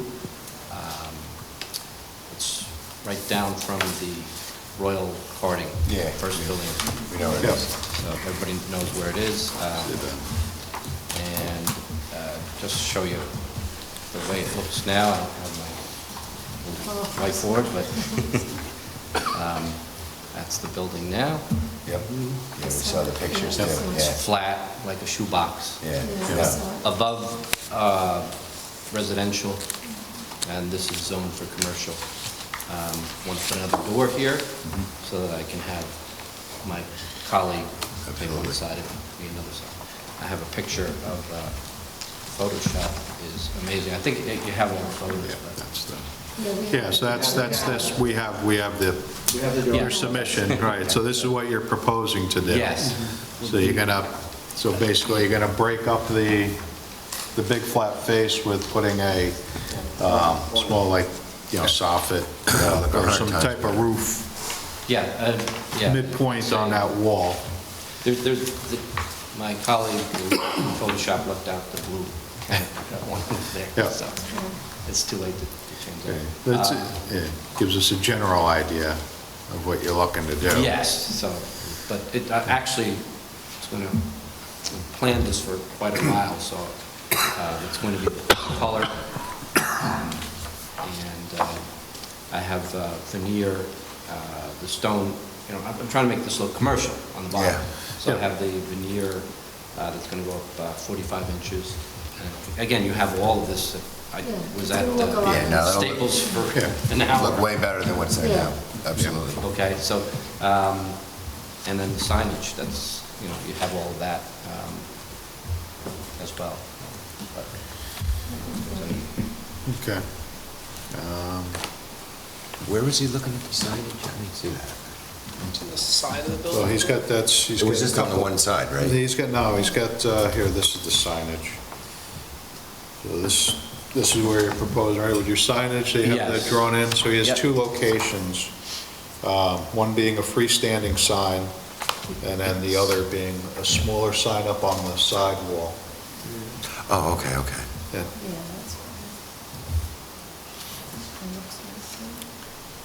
Cool. I have no problem with any of this. No, that's all good. On the building side, I didn't know that their bucket, they could get in between. Could I orally amend to have another duplicate sign on the other side exactly? Because I didn't get to do, I was actually at the, and I've got his insurance, all the workers' comp, and it's Superior sign Chris. So he gave me all of it, and I've already got all the signs with him. So would I be able to put another one on the other side? Because I didn't know. On the opposite side, Yeah, on the other side of the building? Yeah, if you look at the, Can you even see that from? because the other So building. one on each end? Yeah. So The the, fir- Keep in mind, the I'll bet- sign code says he can put one on the front of the building. He's going to put them in the window or something, and he knows he can only put 20%. So you're kind of wavering to let him put it on the side, because this is not a corner. So Okay. the other side, now you're really asking for a big waiver for 2 sides, when most other people just have the front side. So just pointing that out, Todd. no, I Would get it- it. So would it usually, be- right. Would it be possible, or even possibly more advantageous, to have one sign that hangs off the front of the building that is 2-sided? Well, he's gonna have a double-sided Way too big. freestanding Well, he's got like the little- sign. He's got Oh, he's gonna he's have got a freestanding monument sign That's a lot in the of front. signs. To then On also the have window buildings. signs and 2 And on on either both side? sides, that's a lot of signage. They're gonna see your freestanding sign before they see the side of that building, but the other one's so close. Yeah, it's Yeah. just for the, well, coming from the other direction, the sign is going to be under 10 feet, so all cars are about, the SUVs are going to park there. I'm just asking, if it's not acceptable, it's not acceptable. If you don't ask, you know. Just looking for one of your other pictures here.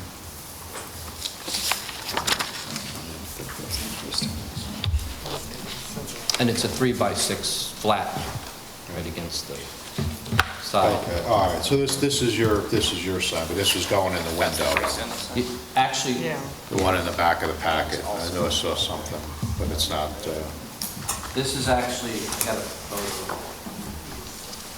There's a couple I actually things they made could do. photos. I mean, they could hang one off the front of the building, kind of like in the village of Fishkill, how they have them. That's what it would look like. And that would be pretty visible. yeah.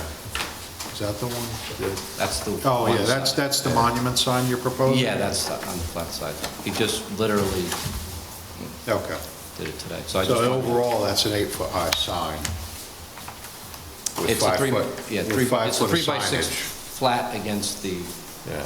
Yeah. No, No, I that's get the, it. that's the Yeah. one you want on the building, right? yes, this That's was, not his freestanding sign. the freestanding sign. No, you that's should have. his freestanding But the sign. freestanding, this is the freestanding sign. Right, but the one he's showing you there is what he wants to put on both That's sides the of the building. freestanding sign. Yeah, that's the freestanding. Right, that's a freestanding. So the other one is what he wants to put on the On the building side of the itself? building. Yeah, the other one's like a banner type on the side of the building. Right, banner type, Okay, I got you now. All three, right. right here, Yep. and banner there. That's the tree.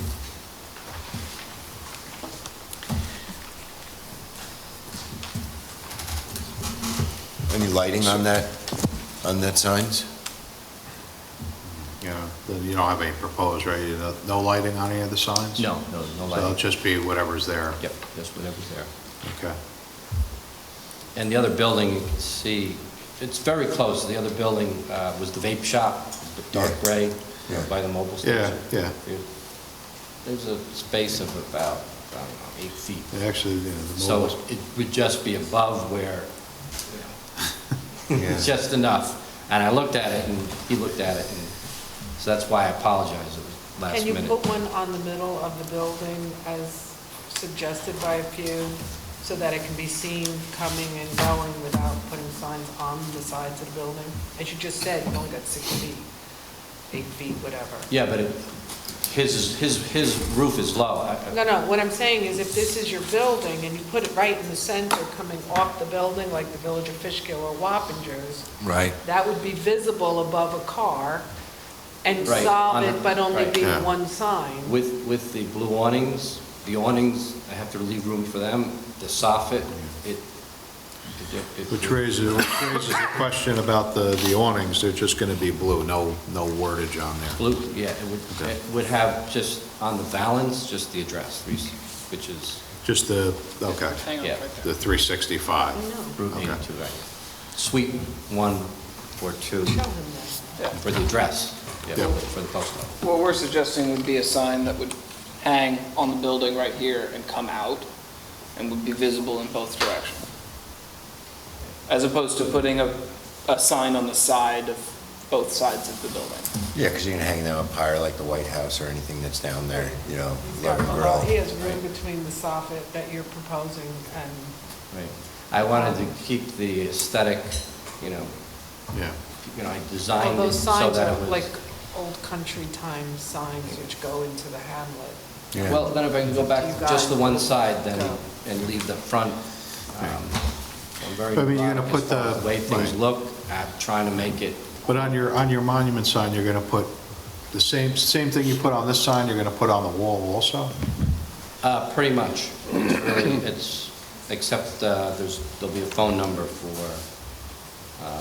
Pacific Justice, which is my volunteer organization. Okay. So it is, and it is also going to say professional building, so it sort of denotes the building as a professional building. So there is a distinction between the freestanding, which will have the tenants. If I move out, then insurance guy, buddy has his insurance or business or whatever. Yeah. My accountant, Downstairs, yeah. So there is a distinction. What size are those signs on the side? 3 by 6. On the side of the building? On the side, and the That's dimensions of gigantic. the freestanding are, I don't know if everybody can see. It's under 10 feet. He just put it at 9 foot with the arc by 5 foot Yeah. wide. And you put the colors there too. There's a color contrast, which is, That's on the side of the building? this is freestanding. That's the exactly one what in it the looks What like. size are the ones on the side? Yeah, the green on the bottom represents grass, I guess, as he, and so this is the freestanding that he designed. He's asking what side? On What the- size The is ones on that are going side? on the side of the building. 3 by 6. That's 3 by 6. Oh, okay. Flat banner-like, I think you actually mentioned it. So the 18 Outside the square building. feet then would be allowed on the building? Well, we don't allow them on the side of a building unless it's on a corner. Okay, So well, we're that's not why on a he's corner, asking so it's for a the, waiver, now he's asking for a sign on each side of the building. Well, I'll withdraw the, He also needs just the something for one freestanding. on the one side, Yeah, he needs that. because So I you would don't be, want to. you would be granting him the freestanding sign. yeah, You would also need to grant him any additional signs on the sides. What he gets by right would be a sign on the front of the building, which It's a he's small not. building. right. So instead So of the it's more- front, then right. moving one, I'll withdraw my application, which is, for the other side. I mean, Yeah, I think, I kind of, Freestanding sign. It's kind of big for even the one. Yeah, if you want to really, I think if we Just a stick to the, freestanding sign and that's it. stick to, well, I mean, how about we stick to the front, and then he's got those other ones that he's looking for in the windows, I guess, at this point. Well, the windows he may not, if they're 20% or less of the window, he has a right to put them in. He can without window. any, Yeah. okay. It's a stencil, the All right. typical Right, but that stencil. means Right. there's window signs, Mhm. freestanding signs. Right, well, I It's a agree. small building. Yeah, yeah, I know, it's small buildings, an Yeah. awkward spot. That's why I wanted to clog up that front is, again, I'm putting the soffit, that's going to, with the awnings. right. Well, the soffit, breaking it up and making it look a little better, I think. I'm looking at the aesthetic. Right. There's no residential around me. No, right, I understand, but the signage becomes, Yeah. I think aesthetically too, a sign on the side is not going to help. Yeah, I don't think The so building either. itself is not going to help the building and what it looks like. Everything else that you did, to me, looks great.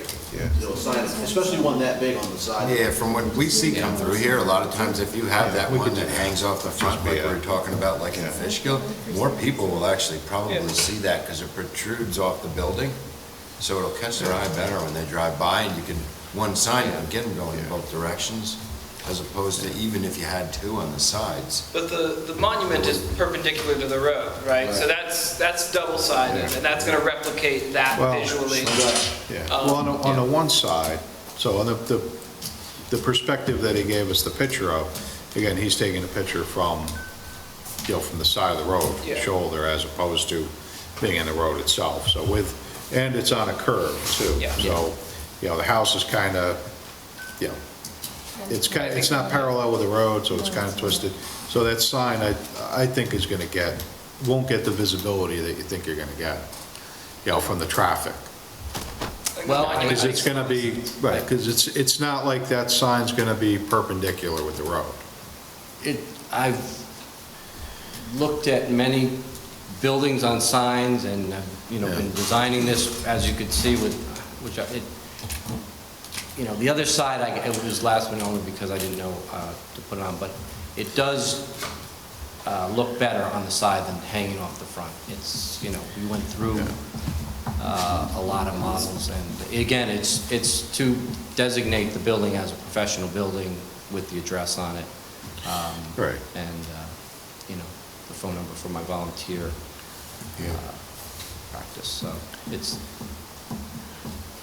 just aesthetically, it's And not, what you guys feel it's on way too busy for the front of that small I building. mean, obviously, the monument, the front's not an issue. Yeah, but any of these type of businesses, you're not relying on, drive-by traffic, for somebody to drive by and say, I need to, I got a need for that. This is actually the scale, so if you see that white, but as you get closer, obviously, so it's not going to be, on the side, it's not going to be big, but when you get to the front, it's with everything else that's adding, because there's nothing else going on the side here. It was aesthetically, I had a lot of help, a lot of Yeah. designers, if you will, because the aesthetics is very important.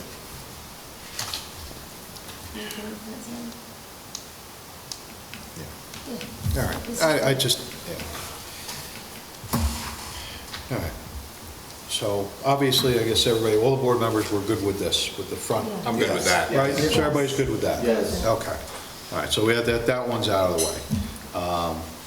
The only thing I think we should add is just, we've asked people before to landscape around the bottom of the sign.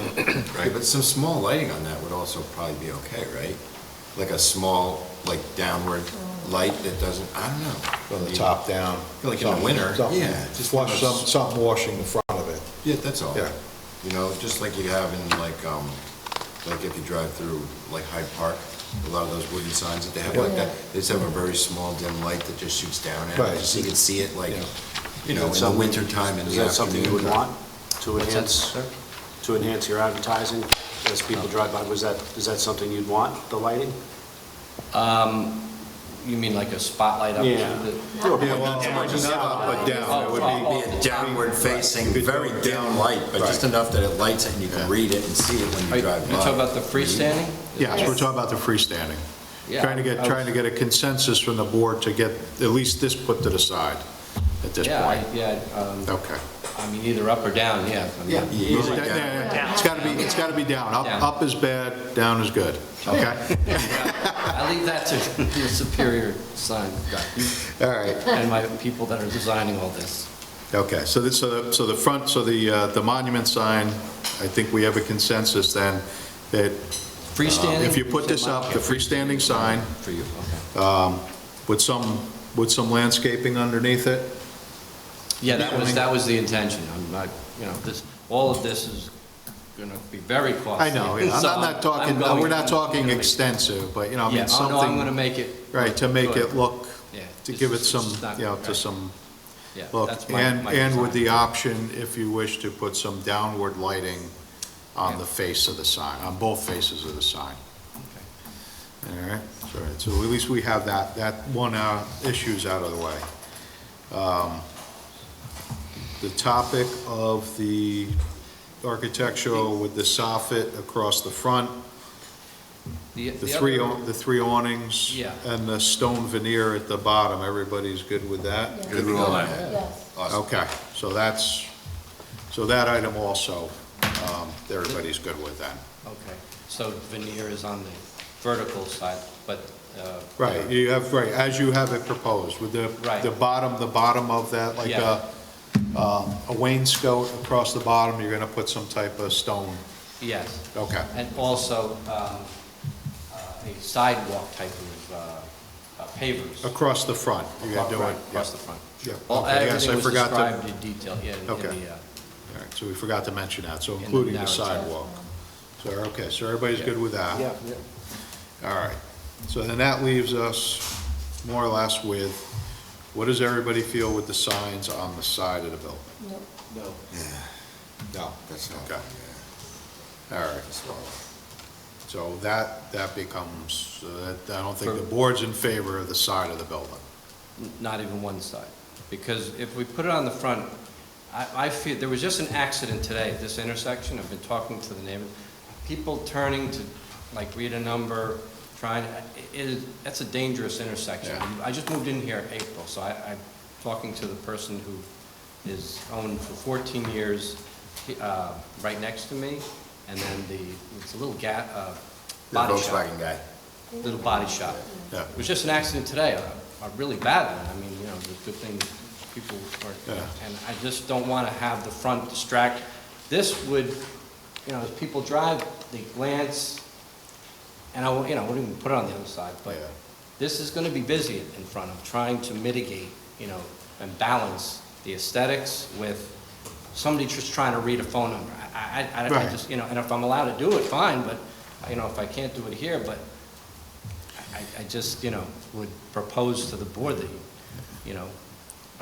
if it's not both sides, that at least this side, because it's a quarter mile down. I mean, I have picked photos.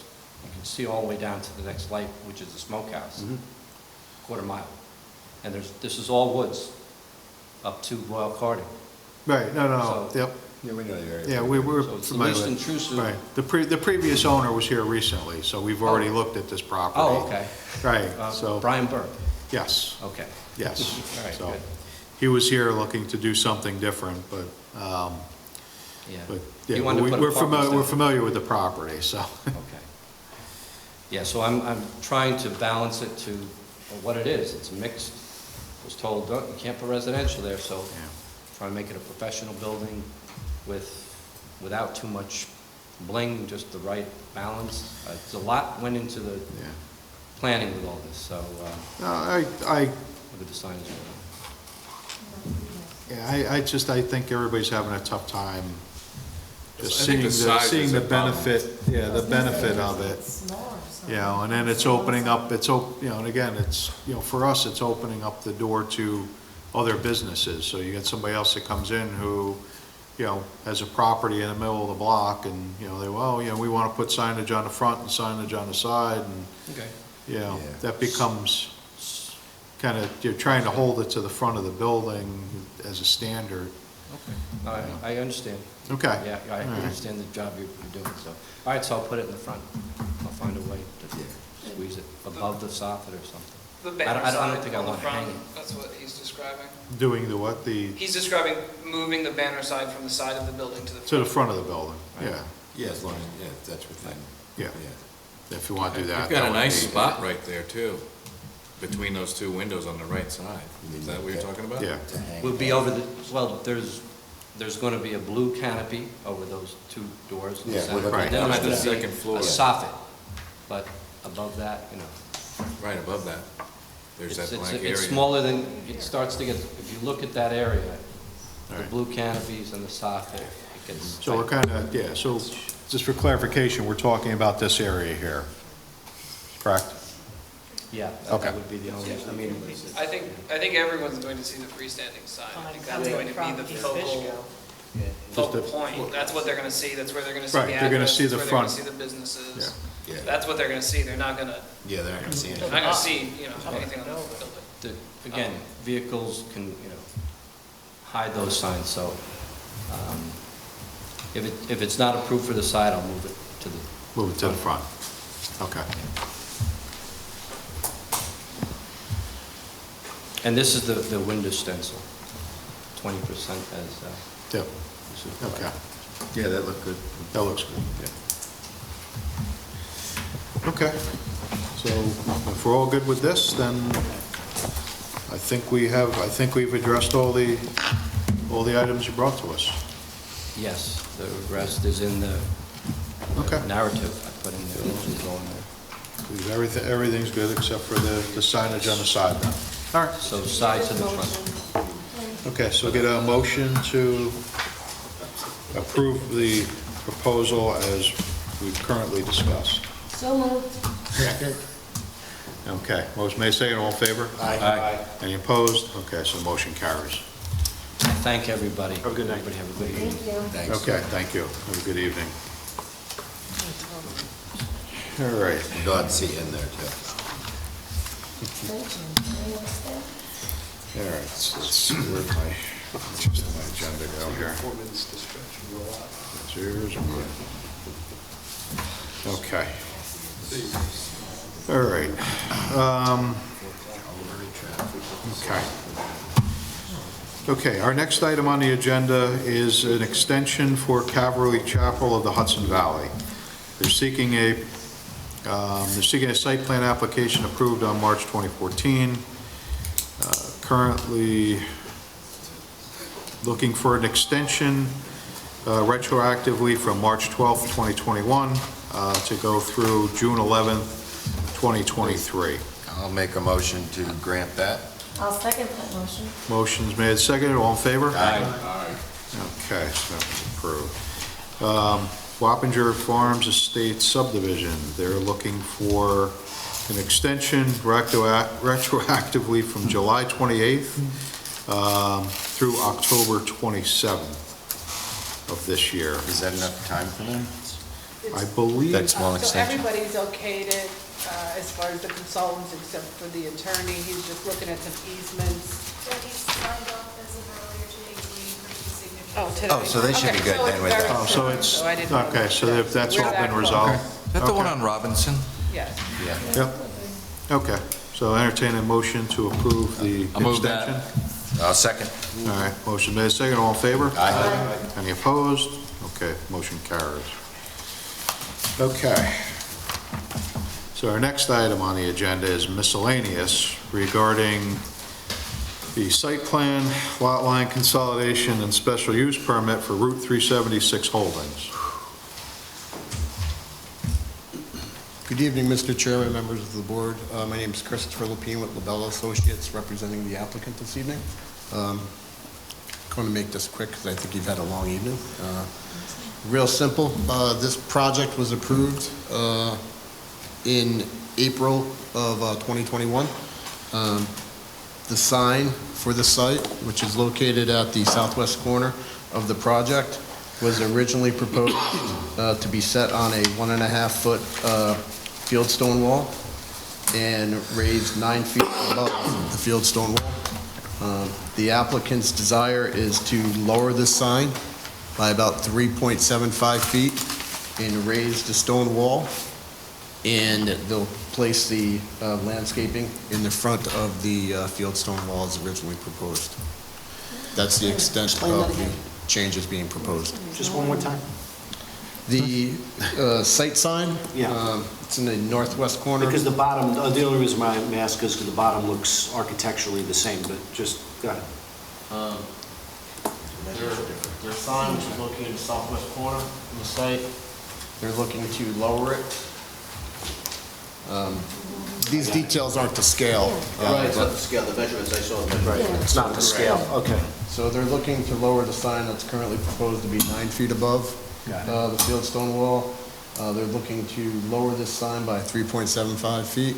Yeah. Bring up the stone wall another 1.5 feet. That's a good thing. And we're looking to do it looks nice. similar to what they've done on Myers Corners Road at the road. I don't think you have any issues here with this board on that. Okay, everybody's good with it? Yep. Correct. Good. All right, motion to approve the change in signage. I'll make the motion. Okay, you made the motion? second. Seconded by Glenn? Okay, either or. All in favor? Aye. Any opposed? Okay, motion carries. Since this is a construction change, do we need to resubmit this to get signature from the planning board chairman? No, you just need a sign. Okay. Well, that's just a field change to, Right, well, they could as long as submit. you're approving it, it'll be Yeah. a field change on the Okay, plan, Okay.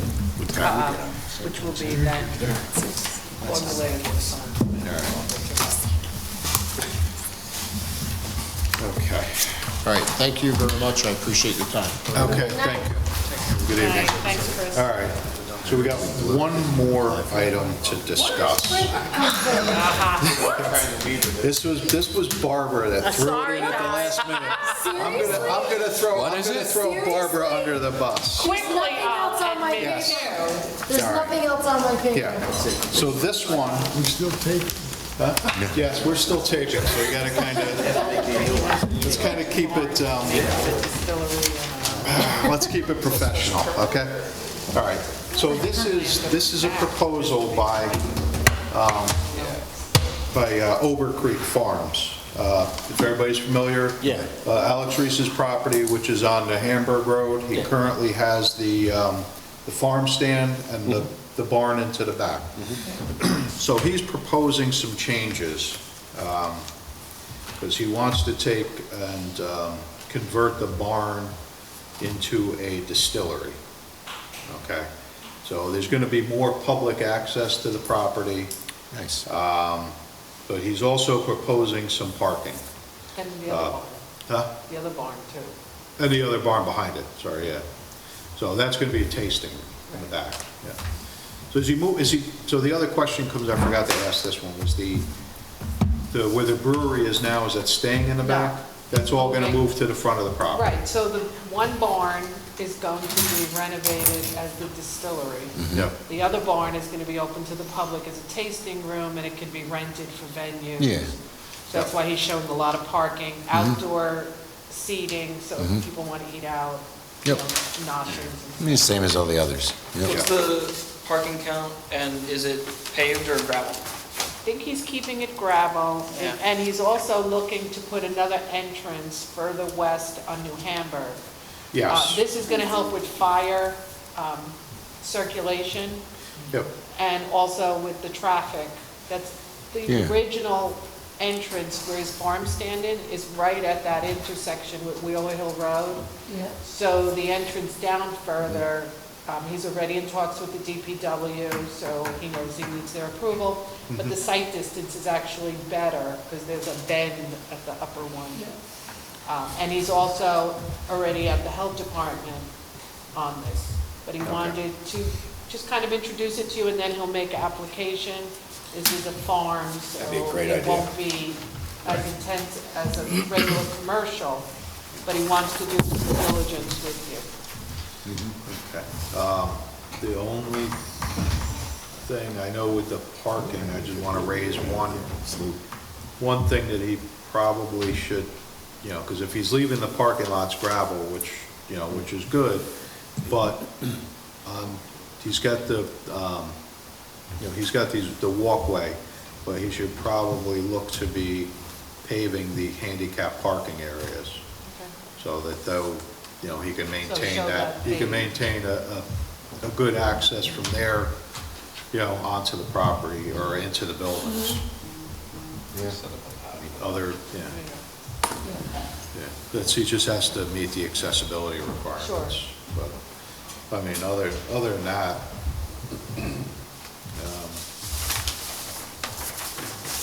throw that out there, and just, he's got all these plans twisted up. He's got the floor plan of what's being proposed. So what are we looking at? Anybody wants to, Existing lot. yeah. And he wants to make it a destination spot. Is this what he wants to do, or this is? I'll go all- there. This is basically what's right here. Where's the barns? The elevations, Stay right here. yeah. Close to the train. This is where. No, he's gonna renovate the existing barns that are there now. It is open for building space. No, that'd be awesome. And other than that, That's a perfect spot for it. I know exactly where that is. Yep. I ride every day. yeah. I want to talk to the guy who put 25 or 30 handicap spots down at the train station where you have to go down the stairs, across, and back up the stairs Yeah, to I get on love the that. train. Yeah, that's, I'm like, there's nobody in those spots. I Because know. you know what? Handicapped people can't go down the stairs and back up the stairs to get the And train. that's some flight of stairs. That's horrible. But I'm like, all the spots in the front of the train are all taken. That nobody can use. so, anybody has, well, I don't think there's any real vote on it, just, Barbara, we have to not vote on something, right? No, there's nothing to It's just a vote. It was just, I didn't have He's time in looking- the pre-meeting. he's looking, basically, at the end of the day, we didn't have enough time prior to the meeting to discuss this, so he still has to make a submission to the Yes. board, but before he does, he just wanted to get the feeling, he wanted to get a feeling of what the board thought I feel it's of this lovely. proposal. That's my feeling, it's It's lovely. lovely. It's what? It's lovely. For the town. Yeah. That's my feeling, they're asking for an emotion, my feeling is It's lovely. nice that it's out of the way. I think it's, The gravel lots would be, lend itself to the aesthetic. so, with what's, yeah, so, I mean, obviously, you'll get better plans, but this was conceptually, he came in. Alex is always good about coming in and showing us what he'd like to do, yeah. you know, He just wanted the board to be aware of what's coming, Right. kind of get a nice, easy, if there's any, you know, if Any there's any showstoppers. push, right, if there's Yeah. any problems that might need to get addressed Right. before making any huge investment into the, Yeah. I get it, we love it.